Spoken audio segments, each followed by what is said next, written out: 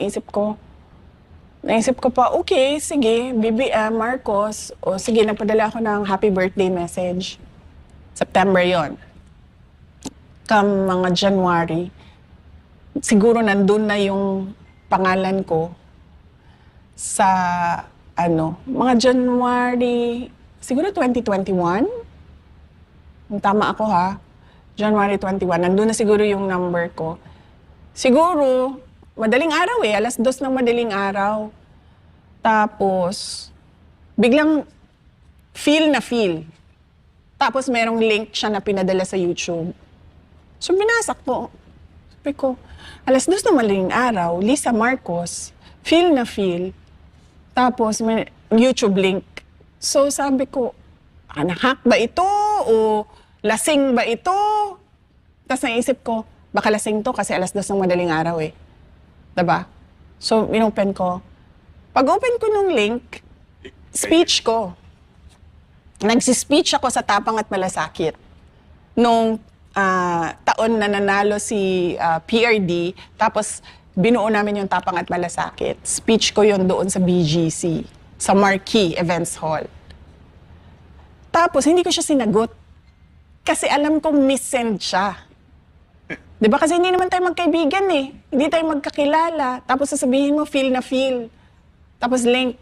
Sabi ko, itong so hindi ko na pinansin. Tapos, mga 1-2 days after, chinek ko yung kanyang message. Dinilit niya. 2. So sabi ko, tama nga. Missent. Wala siguro sa tamang pag-iisip na. So, nakamisent. Oo. So, sabi ko, tama nga. So, skin-recap ko yun. Ganyan. Pinapakita ko yun sa mga kaibigan ko. Tingnan nyo, may galit sa akin to. Ganyan. So, alam ko na yun. Alam ko na yun na hindi niya ako gusto. Kahit nung kampanya man, lahat naman ng malapit sa circle nila, kasi unity may, diba? So, pag nagkukwento sa akin, sabi niya, uy, tinatrash talk ka nung asawa. Sabi ko, oo nga eh. Sabi ko, pero wala naman silang ikaka-insecure sa akin eh. Tumakbo na nga akong vice president eh. Tumutulong na nga ako sa bayan, sa kanila. Grabe, no? Hindi, alam niyo, kaya siguro baka isipin ng iba dahil lang sa asawa. Tinatanong natin to para malaman natin kung sino yung nasa likod talaga ng impeachment. Dahil malay mo, baka kasama pati sa pagplano yung asawa at saka si Martin dahil sila po'y magkamag-anak. Posible Tsaka kaya nag-stem to. Malayo pa yung election, 2021. May mga ganitong instances na eh.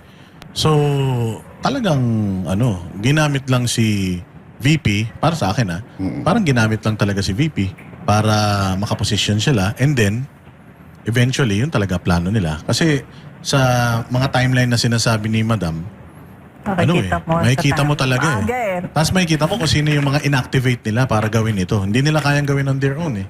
So inactivate nila yung may galit sa inyo, which is Makabayan, di ba? Oo. Nagsama-sama sila. Tsaka yung dilaw. Yung mga yellow.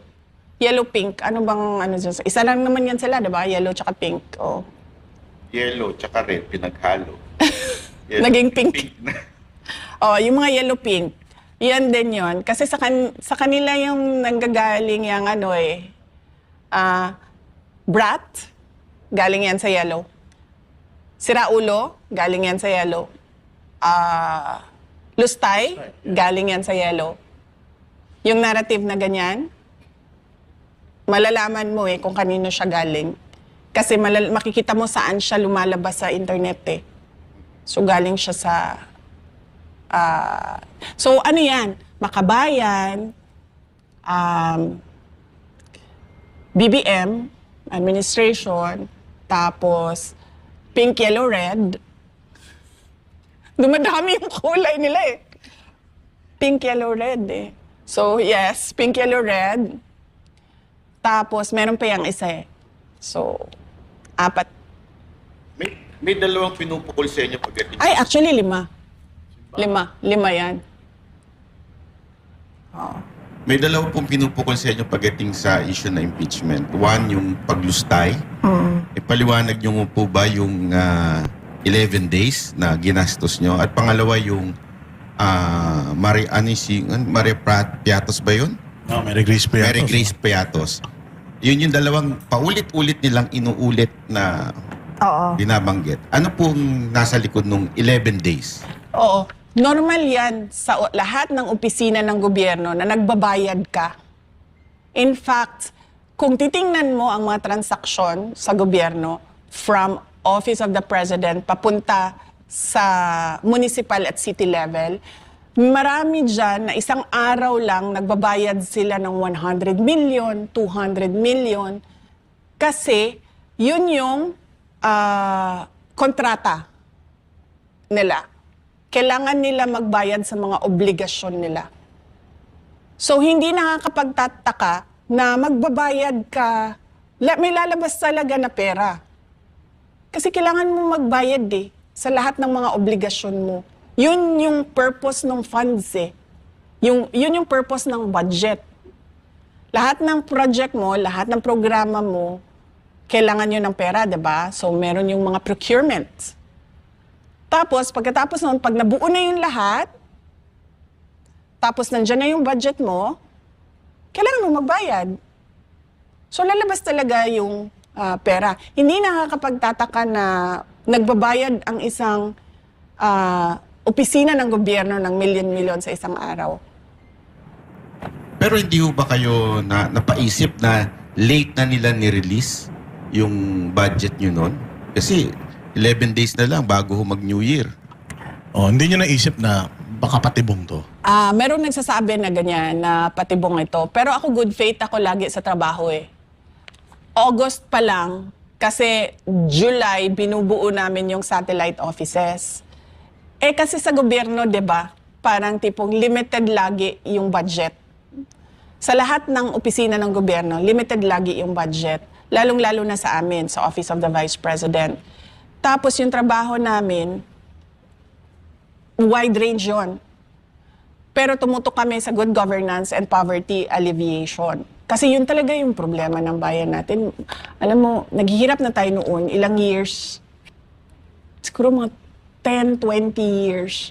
Hanggang ngayon, makikita mo sa economic indicators natin at yung position natin dito sa ASEAN region, makikita mo na nasa baba tayo in terms of economic performance. So ikaw, itatarget mo yung projects mo. Saan ba dito saan ba dito maraming mahihirap? Saan ba dito maraming nare-recruit sa insurgency? Saan dito ang merong reports ng terrorism? Saan dito ang merong reports ng violent extremism? Saan dito ang illegal na droga? Saan dito ang mga scammer? Saan dito ang mga rapist? Saan dito ang may reports ng child abuse, trafficking? Hindi mo makukuha yan, lahat yan, kung hindi ka bibili ng impormasyon. Tapos hindi mo matatarget yan sa project mo, yung intervention mo ng gobyerno, kung hindi mo alam sino ang tutumbukin mo ng project mo. Kunwari, sa amin, meron kaming Magnegosyo Taday, livelihood assistance program, entrepreneurship program. Paano namin malalaman kung sino yung tuturuan namin ng entrepreneurship doon sa kadami-daming tao sa isang lugar kung hindi namin alam sino doon ang tinatarget ng pagtutulak ng illegal na droga? Kung sino doon ang tinatarget na i-recruit para maging NPA?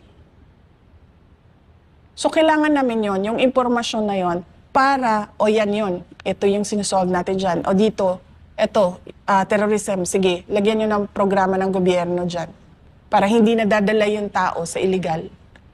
Ganun yun. Ganun dapat magtrabaho kapag kulang ang resources mo.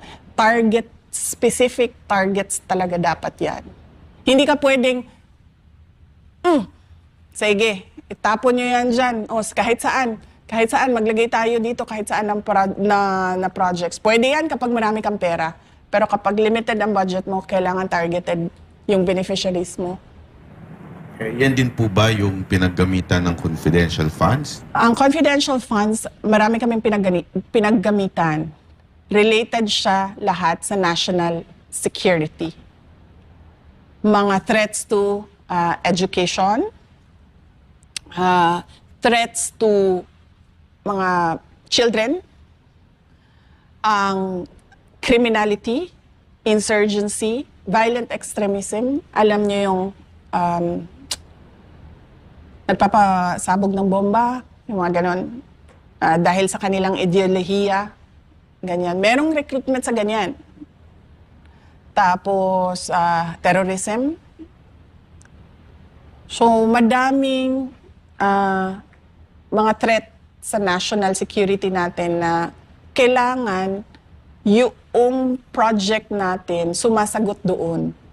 At hindi mo magagawa doon yun kung wala kang impormasyon kung sino ang highly vulnerable sa problema na yon. Si Mary Grace Piatos po ba ay totoong pangalan ng isang tao? Si Mary Grace Piatos ay masasagot doon sa impeachment trial.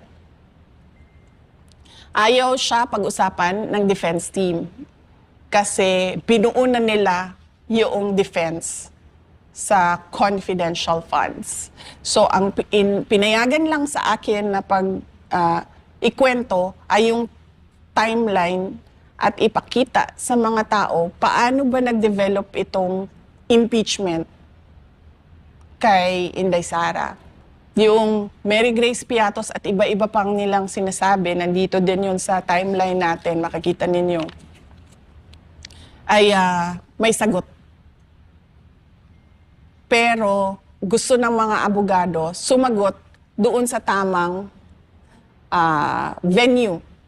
Dahil confidential funds protektado ng batas. Hindi ka basta-bastang, kasi nga sinasabi ko kanina sa discussion, ang confidential funds, pinoprotektahan niya ang national security natin at yung buhay ng mga tao na merong impormasyon na makakasira ng seguridad ng bansa.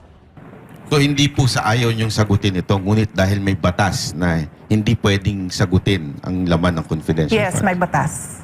In fact, madami sa kanila sa House of Representatives ang nag-violate nung batas na yon. And mako-compromise, VP, yung operations kapag inilabas tong information na ito.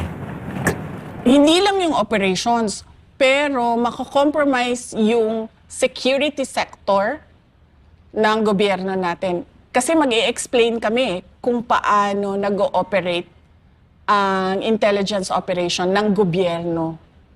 Makikita ng NPA, makikita ng makabayan, kaya takot ang makabayan sa confidential funds kasi alam nila na ginagamit yon para bumili ng impormasyon kung paano ginagawa yung recruitment, paano umaakyat sa bundok yung mga bata, mga ganon. Natatakot silang mabuking. Pag sinabi ko umakit sa bundok, nagiging NPA. Oo. Tsaka parang kaya nila gustong malaman yung kung saan napupunta, paano ba ginagamit, para malaman nila yung galawan, strategy ng gobyerno, paano nag-gather ng intel sa kanila, and paano sila ino-operate. Para ibahin Tama na ba? nila. Oo. So delikado yun para dun sa mga taong nagbibenta ng mga information. Kasi itong mga binibilan nyo ng information na to, nasa loob sila mismo ng organisasyon na yun. Oo, kasi, tulad ko, magkasama tayo, diba? So, pare-pareho yung alam natin na impormasyon. So, bakit ko pa bibilhin yung impormasyon mo? Alam ko na yun diba? Kanino ba ang impormasyon na hindi ko alam? Doon sa mga illegal. Doon sa kalaban, kumbaga. Diba? So, doon ka bibili sa loob. Or doon sa mga nakapalibot sa kanila na hindi man directly involved pero may alam sa kung ano yung ginagawa nila.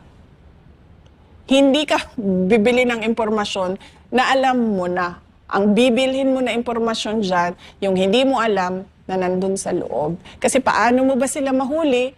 Paano mo ba matarget yung project mo kung hindi mo alam anong ginagawa noong